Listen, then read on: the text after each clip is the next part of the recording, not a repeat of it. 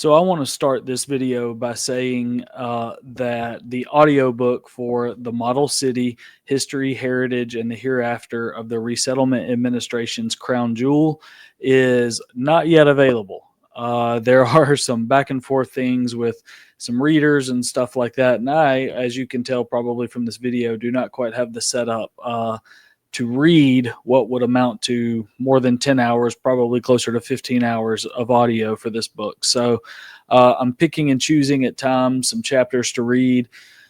And today I wanted to read what amounts to chapter 52 in the heritage section titled Handprints. So this chapter, like I said, titled Handprints, the date on it is 2012. Obviously, this is something that I found out well after 2012, but I'm going to read this chapter to you now. So this will be almost a vlog of sorts because this will take me a minute, but this is one of my favorite chapters in the entire book, The Model City, and had permission to read this chapter, certainly had permission to print it, but wanted to read this one on camera to put out there for anyone who is interested in this. So here we go. Sarah O'Kelly always wanted a house in the Cahaba Project. She remembered driving up and down the streets of the historic neighborhood in the 1990s, noticing the charm of the neighborhood and the uniqueness of one of her best friend's houses there. A self-described old soul, Sarah loved old houses, an affection she developed from knowing her grandfather built his rural Georgia house in the early 1950s. And it was all hardwood, she said, noting that the hardwood came from trees on his land. So I knew that there was something, a charm to that. That teenage love she had for the Cahaba Project did not wane as she became an adult. She wanted one, but it had to be the one. She and her husband, Kevin O'Kelly, spent their early times together living in Huffman, Alabama, not far from the church they attended, Huffman United Methodist Church, where Kevin was the youth director. The couple moved from Huffman to Grayson Valley, a little bit closer to Trussville. They had 2 daughters at the time, soon to be pregnant with a third. At some point, they attended a little girl's birthday party at a Lake Street home in the Cahaba Project, owned by the in-laws of a friend of Sarah's at work. Through what Sarah called a series of circumstances, that house was put up for sale. She and Kevin went to look at it from the perspective of potential home buyers, not birthday party attendees. Kevin, not the world's greatest handyman, did not want a house that required renovation. I was almost certain he would be like, "No, there's no way," Sarah remembered. But he humored me to come and look at it. And after we walked out, he said, "We can get it." The Lake Street home had already undergone some renovations. A master bedroom, bathroom, and living room were already there. Plantation shutters had been added. The street-facing exterior was unchanged, as additions were made at the back of the house just as the Resettlement Administration had planned for. The transoms were still above the interior doors, as were original glass doorknobs on original doors. It was just a good blend of modern and the original design, Sarah said. I actually went and looked at a different one that was for sale, actually 2 more, because I wanted to make sure it was not just that I love a project house, but that I loved this house in particular. Kevin noticed that his bride loved that house. He did not even want to look at other homes, which surprised Sarah. She looked at the others by herself, as a matter of fact. Kevin did not go because he already knew what the outcome would be. The Lake Street home was for the O'Kellys. They bought it in 2012. A contractor, who advised the O'Kellys against it, removed the carpet throughout the house. He was like, "That's not usually a good idea," Sarah said. And I was like, "These houses have hardwood, and I guarantee there is hardwood under this floor." He was skeptical, but I said they all have heart pine. The majority of the floor was in pristine condition. Sarah remembered one of her earliest memories in the family of 5's early days living in the Lake Street home. Their third daughter had been born, and Sarah was giving her a bath in a cast iron tub. She could hear everyone else in the home. She knew where they were, what they were doing, Even after the girls were fast asleep, the quiet creak of the hardwoods made her happy. And I loved it, she said. It was like this warmth and closeness, and I was like, this is what I wanted out of this house. I wanted to feel close and connected to everybody, and I still feel that way about our little house. Kevin, an avid runner at the time, loved it for the convenience. Instead of driving somewhere to run, he just opened the front door, sneakers on, earbuds in, and he took off. Off work early in the afternoons, he took his girls for walks. I think he really enjoyed that aspect of being connected in that way, Sarah said. The only complaint he ever had was our front door had a glass doorknob, which is non functional. It does not work. So we do not use our front door a lot, which is fine because we parked behind the house anyway. But he was like, why do we have this doorknob on here that does not work? Sarah told him that the doorknob was as old as the house, a large part of why she loved it so much. It was not changing. A funny conundrum, a man against any household repairs complaining about something needing repair. And he was like, you bought this house because of the doorknob, Sarah recalled. And I said, yes, this is a big part of why I am in this house. So that was our anecdote.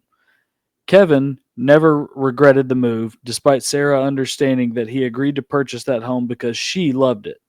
Happy wife, happy life, right? There were some plumbing issues, but nothing major. That can happen in any home, no matter its age. I say that the house and our third daughter were his parting gifts that he left me, that he did not realize I needed to have without him, Sarah said. We moved here for life. I mean, we were not planning to move again. We unpacked everything.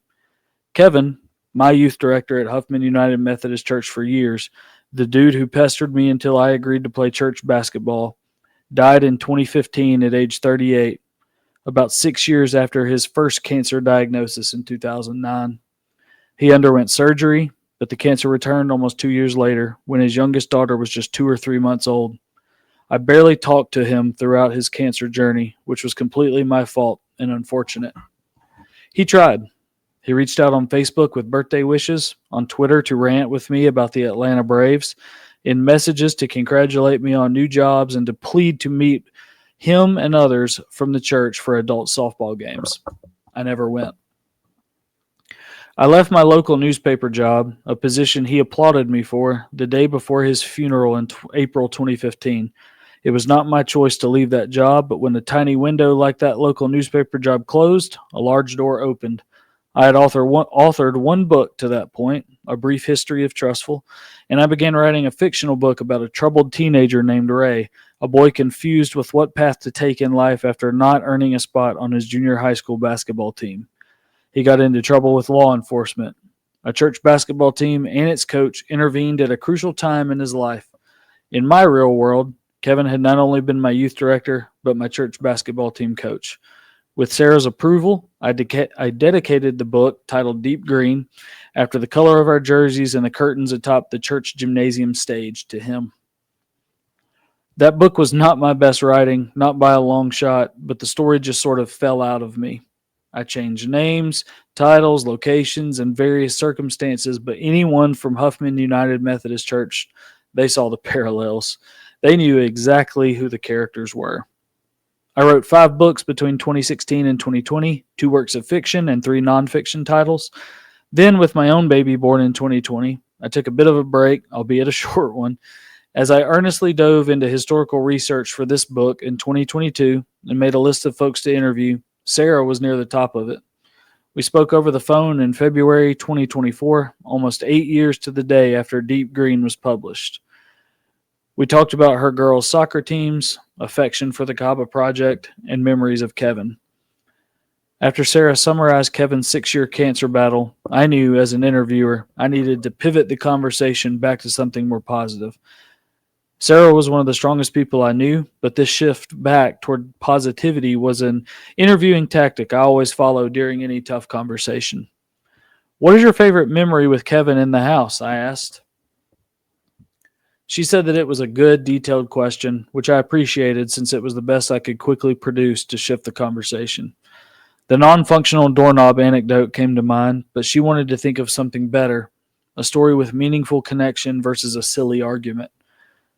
When we moved in, one of the renovations that had been done before we moved in was our attic turned into an upstairs. So there was a staircase that was added and a bedroom upstairs, she said. Cahaba Project homes, especially the smaller ones, which underwent renovations to best utilize the space, contained unique nooks in those attic spaces. The O'Kellys turned one of those funky spaces, Sarah said, into a playroom for their girls. She called it a kid's dream. There were all these little spots that you could play, she said. It became a more meaningful space than just a playroom. After the family bought the house in 2012, repainting was near the top of the to-do list. To commemorate their chosen wall colors, each of the 5 family members rolled their chosen paint onto their right palm and pressed it firmly against a painted black nook wall in the playroom, youngest to oldest, from the bottom of the wall to the top. The baby's handprint, not as crisp as the others because babies are not still, was a neutral white color. The middle daughter's handprint color was like the baby's, perhaps closer to a faded pink hue. Sarah's handprint was a bright red, chosen because the middle daughter's room was painted 2 colors. The oldest daughter's handprint was made in bright yellow. The top handprint on the wall was Kevin's, in the color that he chose for their master bedroom. Sarah admitted that she did not love the choice, but, like Kevin likely had on the purchase of the home itself, she compromised. It is definitely green, she said.